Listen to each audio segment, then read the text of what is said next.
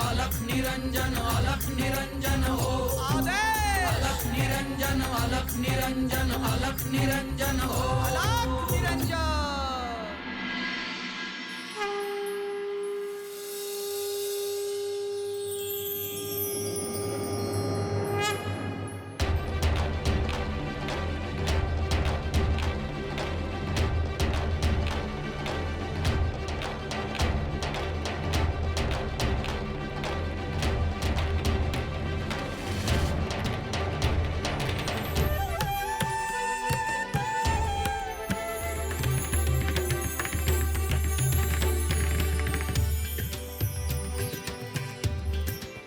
देवी, आज फार मोठा दिवस आहे म्हणून स्नानाआधी तुम्हाला ओवाळायला हवं। देवी, आपण इकडे बसा।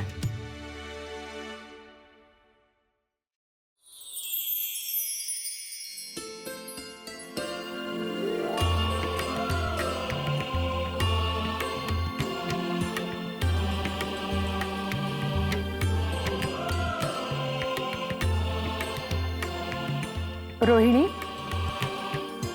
तू ओवाळ।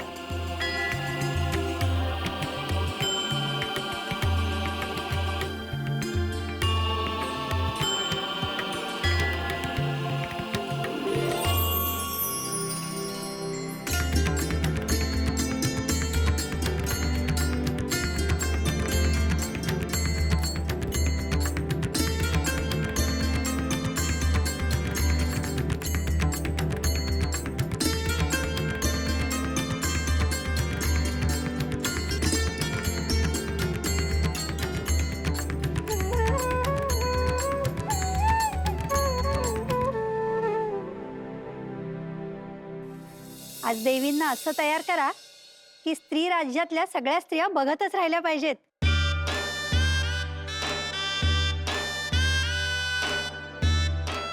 देवी, पण आज आपल्या चेहऱ्यावरचे तेज लपत नाहीये।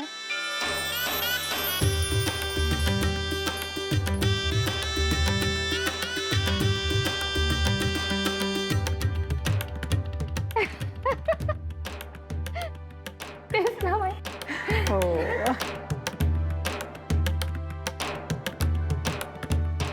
देवी, खरंच आज तुम्ही वेगळ्याच दिसताय। माणूस आनंदी असला ना की ते आपोआपच चेहऱ्यावर दिसते।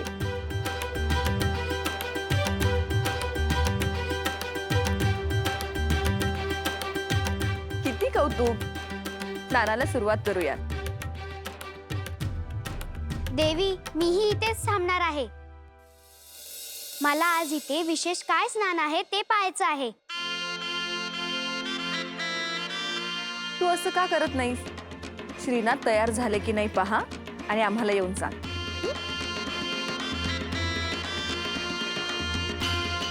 हो, मी तसंच करते।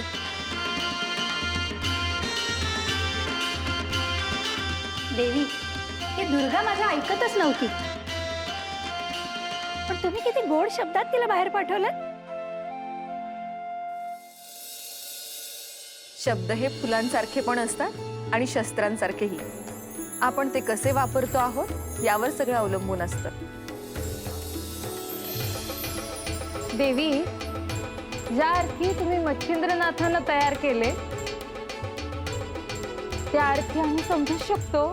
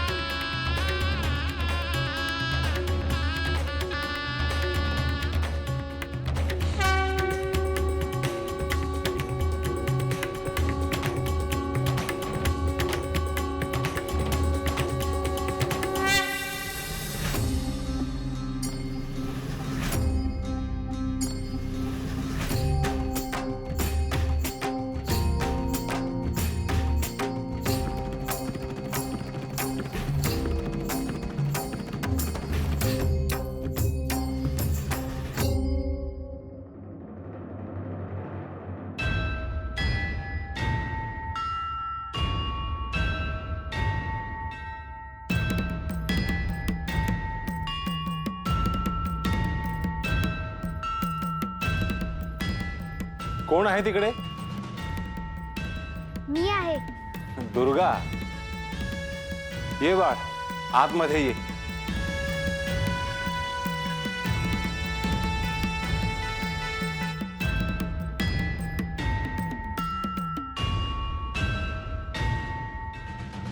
कशी काय आलीस? तुम्ही राजवस्त्र घालून तयार झाला आहात का हे पाहायला आली आहे मी.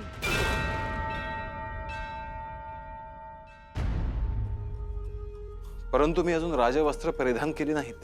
जशी मला उत्सुकता आहे तशी सगळ्यांनाच आहे. तुम्ही कधी बाहेर येणार आहात याची सगळे वाट पाहत आहेत.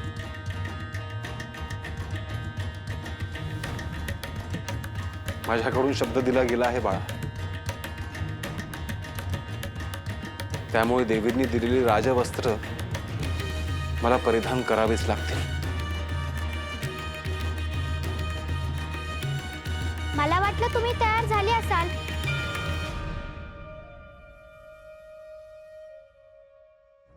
तयार झालो की मी बाहेर येईनच. बरं.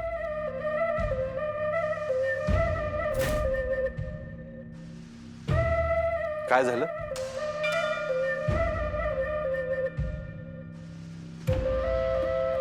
असं तर नाही ना होणार की तुम्ही ह्याच वस्त्रात बाहेर याल.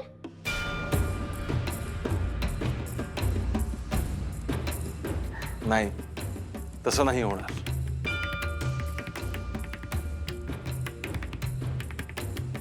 येते मी.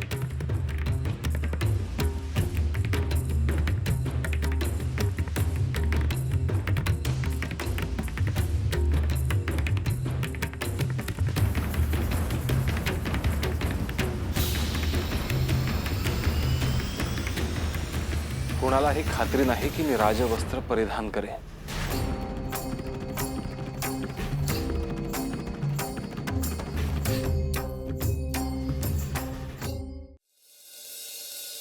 देवी चला.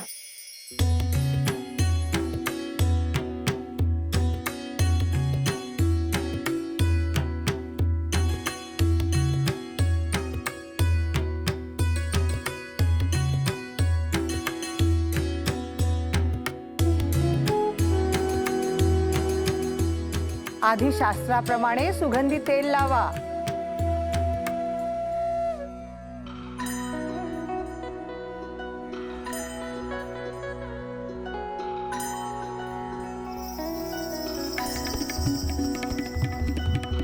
सजून नवा शृंगार मी गाते. सजून नवा शृंगार नभी मज उजळून जाते. भोर नभी मज उजळून जाते. वाट तुझी नाथा मी पाहते. वाट तुझी नाथा मी पाहते. नाम तुझे देवी आज आपल्यासाठी सुगंधी असा लेप तयार केला आहे. मी तुमच्यावर प्रसन्न आहे.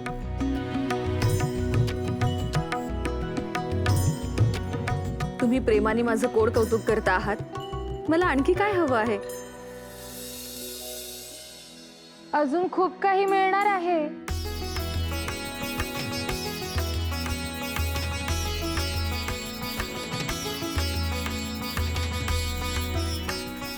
अगं उशीर करू नका. तिकडे श्रीनाथ तयारी झाले असतील. मलाही कधी एकदाची तयार होते असे झालंय. देवी आता घाई नका करू. आज वेळ घेऊन सजूयात.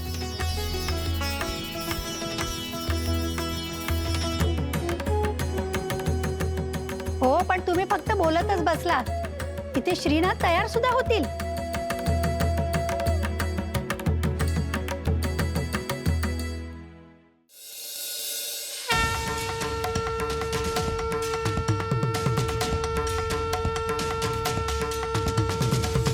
आपण एका ठिकाणी स्थिर थांबणार नाही आहोत.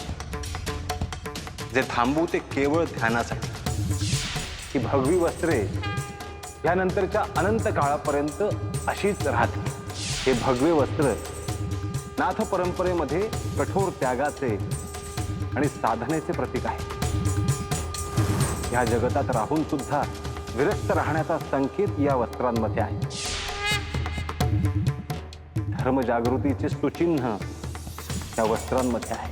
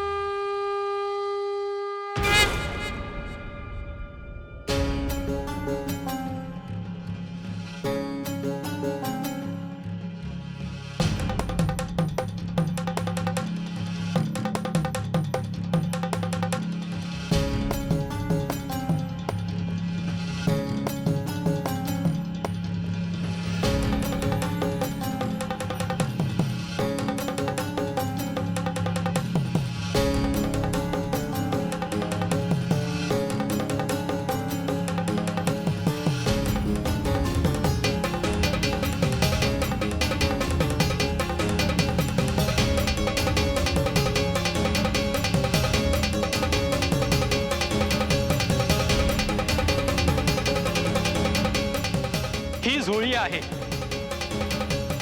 काही घेण्यासाठी नाही, तर समस्त सृष्टीला देण्यासाठी आहे.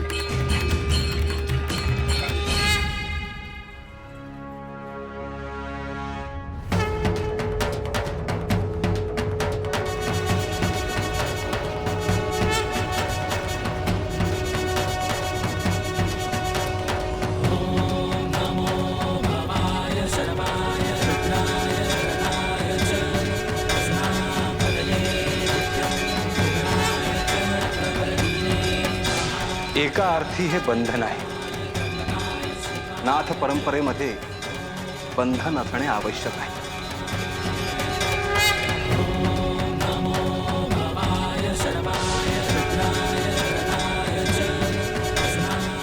आपण काय करत आहोत ह्याचे भान देण्याचे काम सतत हे बंधन करते.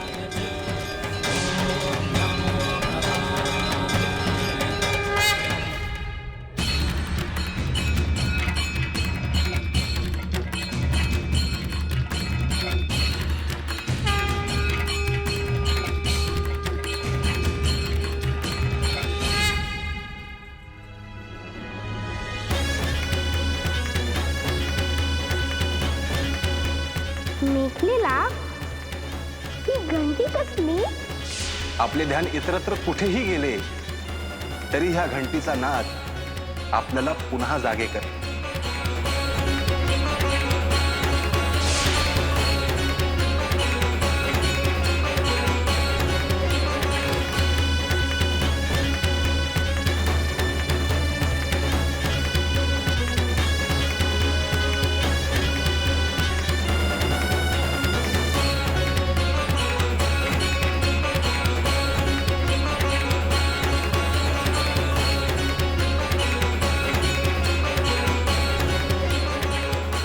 बघ, आता मी जशी मेखला गुंडाळलेली आहे तशीच तुझी पण दिसते. पण ही आतून खूप टोचतीये.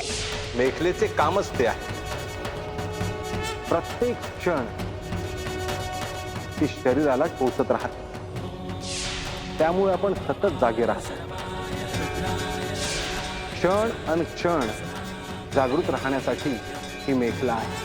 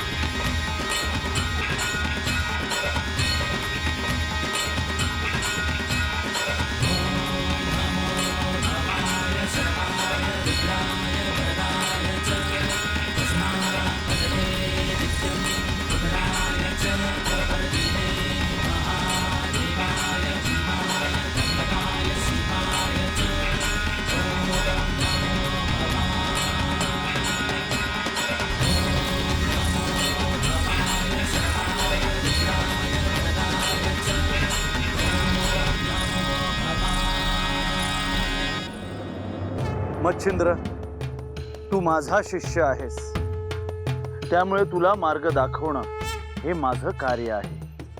भगव्या वस्त्राशी असलेलं तुझं नातं मी समजू शकतो, परंतु दिलेलं वचन आणि शब्द जर श्रेष्ठ मानून घ्यायचे असतील तर तू दुःख करून घेऊ नकोस.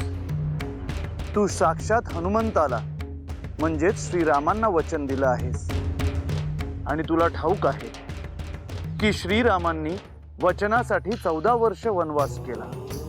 मी तुला हे सगळं ह्यासाठी सांगतो आहे जेणेकरून तुझ्यातला सात्विक संताप कमी होईल.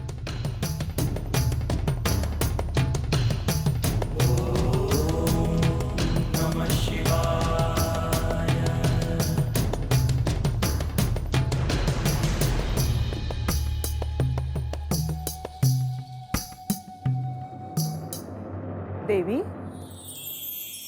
त्यांच्याशी तुमचं बोलणं झालंय ना? माई, असं का विचारते आहेस? आज ते कशाला नकार देणार नाहीत ना? नाही माई. श्रीनाथ राज्यवस्त्र परिधान करून माझ्या सोबत राज्यात येणार ही काळ्या दगडावरची रेग आहे.